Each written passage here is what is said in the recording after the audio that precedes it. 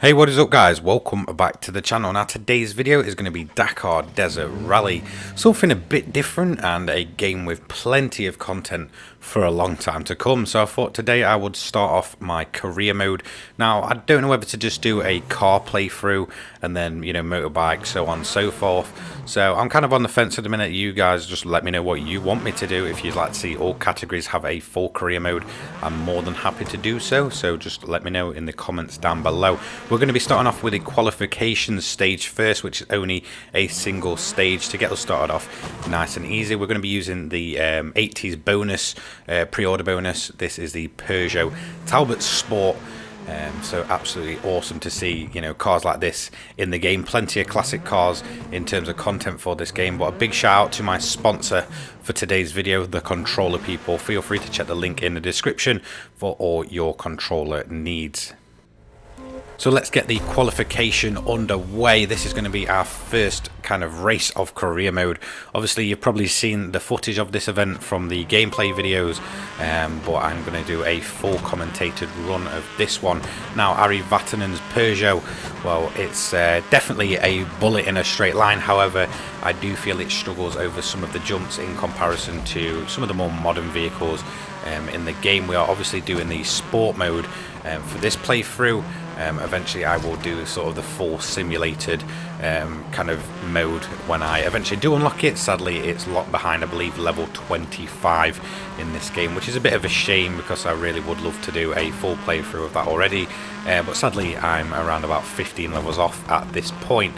So the Peugeot itself, like I said, is absolutely rapid in a straight line. One thing I have really noticed with most events, when all the vehicles start together, it's a bit of a cluster, especially at early stages. You will see a lot of accidents with the AI. The AI is pretty much ruthless and will run into you, but I have noticed the reason I mainly do have to play in this mode is because if I want to unlock the classic cars, it's not unlocking for me by doing the middle mode. So I am going to try and play through the full career, in all the vehicles to get all the classic cars and kind of just show them off and review them as we go through. But like I said, this is going to be maybe the start of this. Might just be kind of the one run through I do, and I might use a variety of vehicles. However, it would be nice to do sort of separate, I guess, playthroughs for each class. There is a ton of events here, so we're going to get a lot of time with this game.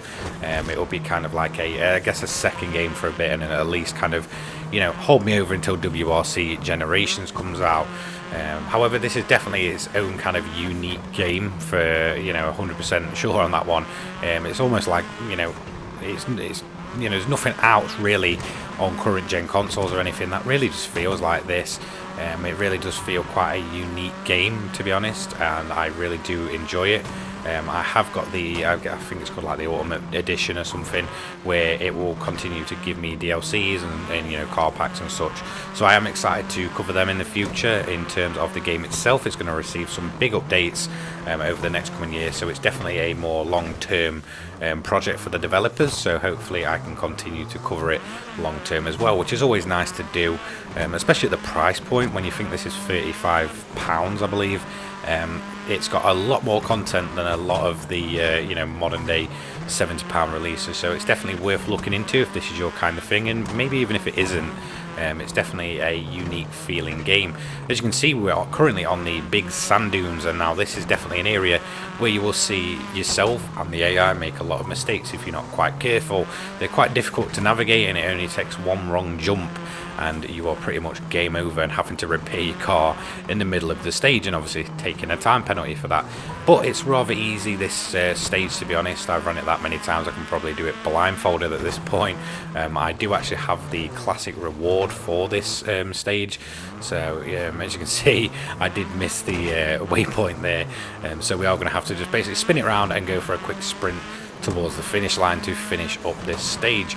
But where will we come overall? Because the AI may have received time penalties for repairs and such, because they also received them as well. So we're actually going to come in first overall for our qualification stage. So that is going to be it for this video. Thank you so much for watching. I will be diving deeper into the career mode for the cars for the next episode. And then, you know, if you guys want me to cover each, you know, class and such in their own separate career mode, I'm happy to do so. Like I said, massive shout out to my sponsor, the Controller people. Don't forget to check that link out.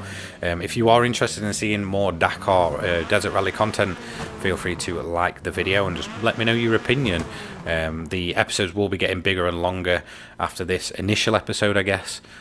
So yeah, massive thank you. Don't forget to turn those notifications on, subscribe, comment, all that good stuff, and I will catch you all in the next one. Take care, guys. Peace.